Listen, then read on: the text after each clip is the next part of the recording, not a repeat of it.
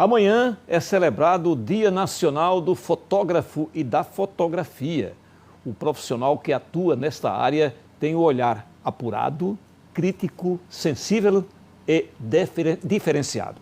Afinal, é preciso ficar atento para registrar o melhor momento a ser eternizado.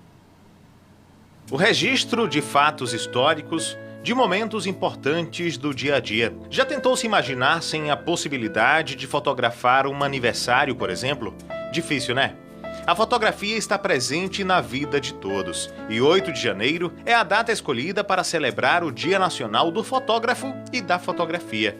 A escolha faz referência ao ano de 1840, quando a primeira câmera chegou ao Brasil. A fotografia chega no Brasil pelas mãos de Louis Conte, um francês, em 1840, né, a máquina caixote, como se chamava.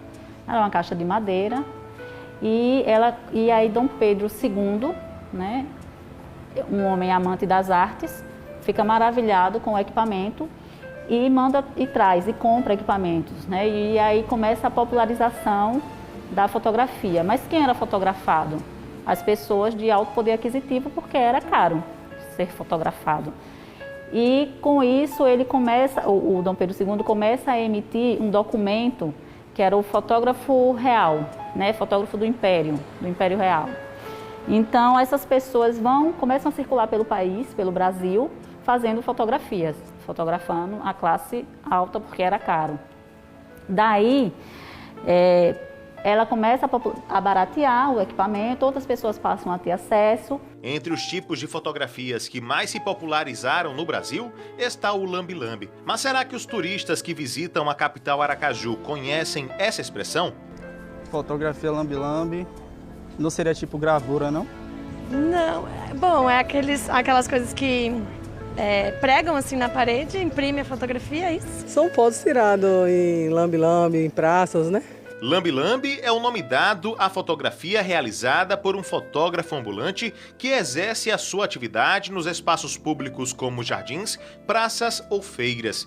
É muito comum em Sergipe, como explica a jornalista e historiadora Cândida Oliveira. Na verdade é um nome folclórico, né? Assim como também Fotoiti, que também era conhecida como Fotoiti por conta dos pés de oitizeiros, ali na Praça General Valadão, onde durante um determinado período da história os fotógrafos trabalharam lá. Mas a pergunta que não quer calar é: por que esse nome? Na verdade é um mito, né? É história folclórica. Não existia essa questão de lamber a foto. Era uma brincadeira, uma magia, né? Para deixar as pessoas mais curiosas, né?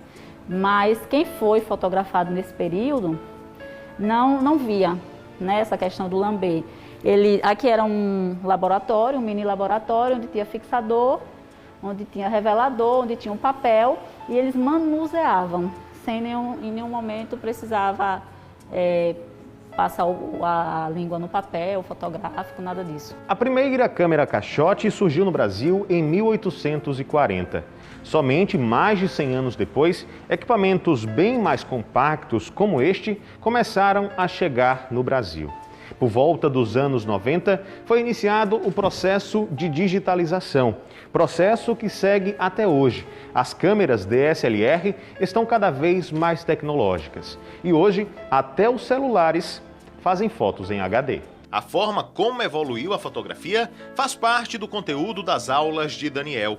Ele fotografa há 16 anos. Há 11 começou a lecionar e não parou mais. É um grande incentivador do surgimento de novos apaixonados por fotografar. Eu me tornei professor justamente pela dificuldade que eu tinha de compreender os assuntos, sobretudo os assuntos técnicos. E aí eu imaginei que aquilo podia ser passado para um aluno de uma forma mais simples e de uma forma mais democrática. Então a gente trabalha com fotografia primeiro porque a gente ama e a gente ensina a fotografia para poder facilitar e popularizar essa arte aí que é tão querida no mundo todo. E o que não faltam são histórias de pessoas que fazem da fotografia um estilo e meio de vida. Para a Anne, são 15 anos de cliques e muitas histórias para contar. A fotografia, para mim, ela vai muito além de um registro, na verdade. Eu acho que a gente conta histórias com a fotografia.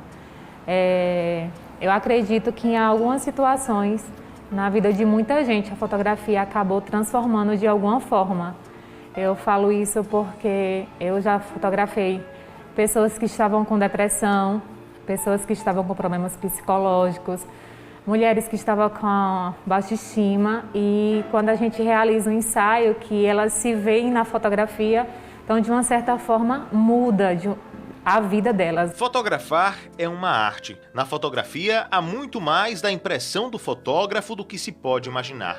Fotografar bem vai muito além de apenas apertar o botão da câmera. É sobre paixão, envolvimento e dedicação. A fotografia ela é muito imaterial, na verdade, porque é uma opinião que cada ser humano tem sobre cada determinado assunto. Então a fotografia ela antes é feita no seu cérebro, nas suas ideias, nas suas necessidades. E esse tipo de fotografia ela sempre existiu. Então ela é tanto passado como ele é presente, mas também eu vejo de uma forma futura.